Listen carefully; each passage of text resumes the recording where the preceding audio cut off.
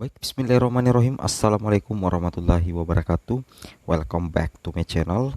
Jadi pada video kali ini kembali lagi admin akan mencoba mengupdate informasi terbaru seputar P3K Guru di tahun 2023. Yang mana untuk rekan-rekan sekalian ada di sini informasi penting untuk pelamar prioritas 1, pelamar prioritas 2, dan pelamar prioritas 3 yang tidak lolos ASN P3K tahun 2022. Jadi baru saja ya ada info terbaru hari ini dari Kemendikbudristek terkait jawaban sanggah penempatan P1, P2, P3. Jadi segera cek info 15 Maret 2023 khusus P1 hingga P4 tanpa formasi, dan juga ada kabar baik untuk P1 kategori ini. Tapi sebelum kita lanjut, bagi rekan-rekan guru yang baru pertama kali mampir di channel ini, jangan lupa tekan tombol subscribe-nya dan aktifkan lonceng notifikasinya agar setiap hari Bapak Ibu bisa mendapatkan berita-berita terbaru seputar P3K Guru di tahun 2023. Baik, tanpa berlama-lama lagi kita langsung saja to the point ke informasinya. Terkait informasi terbaru hari ini untuk penempatan P1, P2, P3 tanpa formasi. Langsung saja kita to the point ke informasinya.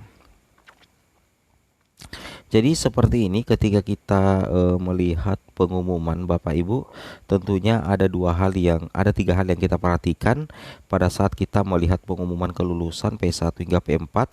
Yang pertama itu status prioritasnya apa Bapak Ibu ya. Nah, di sini kita lihat di sini ada P1, P2 dan P3. Setelah itu kita lihat nilai mulai dari teknis, manajerial, sosiokultural, wawancara. Dan yang paling utama itu adalah kolom keterangan. Karena di kolom keterangan itu sudah nampak bahwa pelamar prioritas ini lulus menjadi ASN P3K atau justru tidak mendapatkan penempatan, seperti itu ya.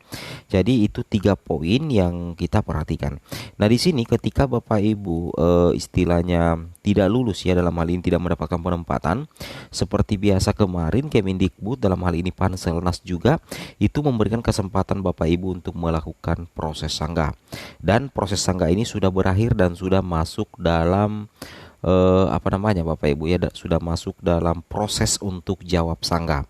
Nah, di sini ada jawaban terbaru dari Kemendikbudristek ya terkait dengan sanggah penempatan. Kenapa? Karena banyak sekali ya pelamar-pelamar P1 hingga P4 yang tidak puas dengan penempatan, baik yang belum lulus ataupun yang sudah lulus ASN P3K. Oke, kita langsung saja to the point.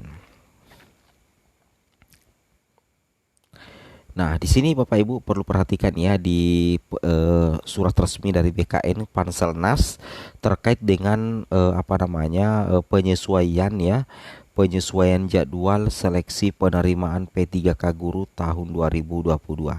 Yang mana kalau kita lihat kita sudah masuk di poin 4 ya. Jadi sisa 4 alur lagi sehingga seleksi P3K Guru tahun 2022 ini finish ya.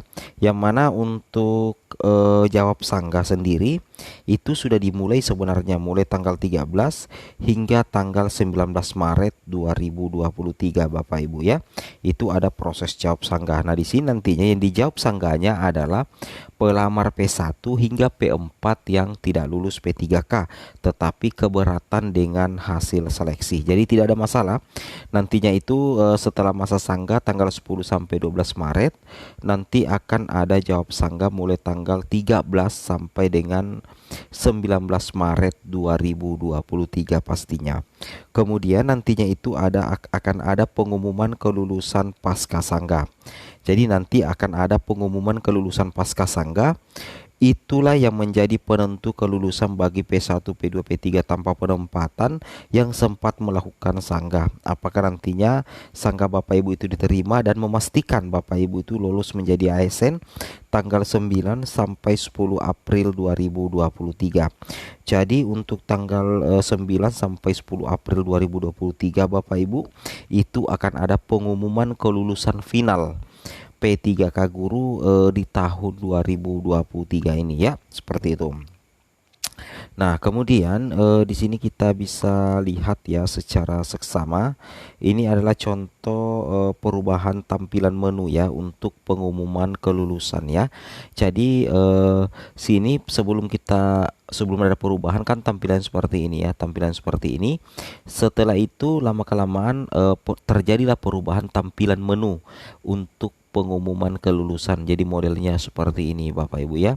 Ini yang kemarin, ini yang sekarang ya. Tampilannya ketika Bapak Ibu cek SSCS-nya akan tampak seperti ini saja Bapak Ibu ya. Oke. Kemudian kita lanjut lagi rekan-rekan sekalian. Nah, di sini Bapak Ibu, ini yang penting sekali kita bahas sebenarnya terkait dengan status TP ya. Kalau dikatakan status TP itu sendiri, artinya itu adalah tidak mendapatkan penempatan. Sedangkan L itu sama dengan peserta yang lulus, TL itu peserta yang tidak lolos, kemudian TP peserta yang tidak mendapatkan penempatan. Seperti itu Bapak Ibu ya. Nah, jadi ini ada beberapa kode ya yang kode pengumuman hasil seleksi P3K Guru tahun 2022. Nah, seperti itu ya. Jadi ada L lulus, TL peserta tidak lolos, kemudian TP peserta tidak mendapatkan penempatan, kemudian status TP status TP itu tidak mendapatkan penempatan. Jadi Bapak Ibu perlu ketahui ada yang membedakan antara TP dengan TL ya. Jadi banyak yang mempertanyakan juga apa sih sebenarnya perbedaan antara TP dengan TL. Jadi kalau TP itu berarti tidak mendapatkan penempatan. Sebenarnya seperti yang dialami oleh 3043 guru P1 yang dibatalkan penempatannya. Sebenarnya ya yang posisi TP itu sebenarnya bukan kelulusan yang dibatalkan Bapak Ibu. Tetapi yang dibatalkan itu adalah penempatan.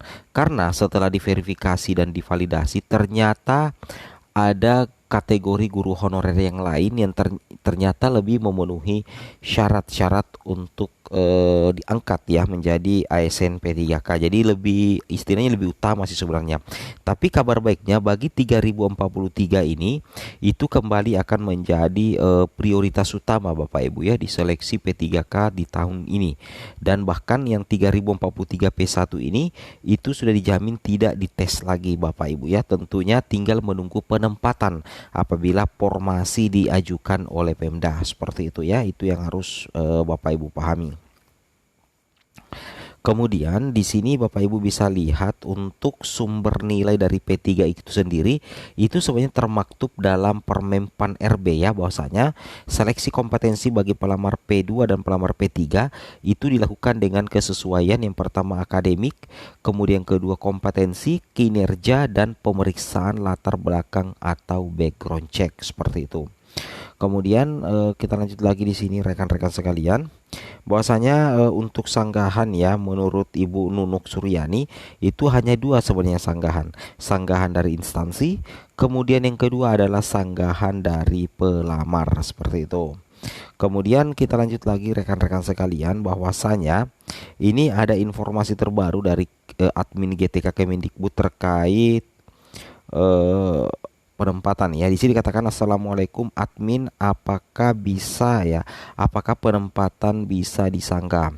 Ya, apakah penempatan bisa disanggah? Kemudian di sini jawab admin, apakah bisa menyanggah hasil seleksi kompetensi peserta lain karena nilai saya lebih tinggi dari yang lolos. Nah, jadi ceritanya ini ada yang menyanggah, tidak setuju, tidak sepakat karena nilainya itu sebenarnya lebih tinggi daripada yang lolos, seperti itu Bapak Ibu ya. Nah, kemudian setelah itu kita lanjut lagi di sini dijawab langsung oleh admin GTK Kemendikbudristek. Selamat pagi Bapak Ibu. Nah, di sini dikatakan selamat pagi, selamat datang di layanan Kemendikbud dengan CV. Jika sudah dapat penempatan, maka tidak bisa dirubah atau disanggah.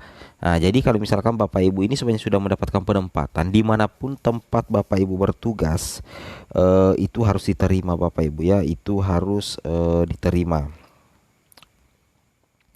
Nah, kenapa dikatakan seperti itu? Karena di sini dikatakan jika sudah mendapatkan penempatan maka tidak bisa dirubah atau disanggah.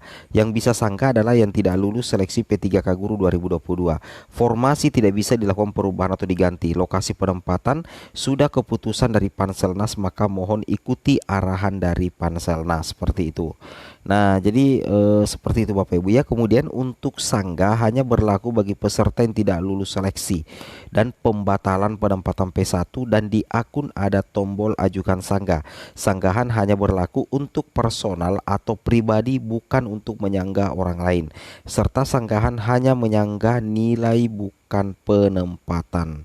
Oke, semoga bermanfaat. Assalamualaikum warahmatullahi wabarakatuh.